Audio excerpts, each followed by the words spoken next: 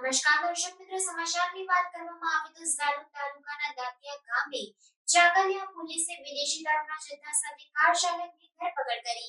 ઝાલોદ તાલુકાના દાંતિયા ગામે ચાકલિયા પોલીસ પેટ્રોલિંગમાં હતી તે સમય દરમિયાન કારમાં લઈ જવાતો ₹69,840ના વિદેશી દારૂ સાથે કાર ચાલકની ધરપકડ કરીને વધુ તપાસ હાથ ધરી। પ્રાપ્ત વિગતો અનુસાર ઝાલોદ તાલુકાના ચાકલિયા પોલીસ મથકના પીએસઆઈ જે.કે. રાઠોડ સ્ટાફના કર્મચારીઓ સાથે ગેરકાયદેસર પ્રવૃત્તિ કરનાર ઇસમોને ઝડપી પાડવા પેટ્રોલિંગમાં હતા તે સમય દરમિયાન પીએસઆઈ રાઠોડને ખાનગી રાહે બાતમી મળી હતી કે મધ્યપ્રદેશ તરફથી એક સફેદ કલરની ઇકો કારમાં મુકેશ કાળિયા મોહનિયા, જે રહેવાસી સાતસેરા મેઘનગર, વિદેશી દારૂનો જથ્થો લઈને આવી રહ્યું છે।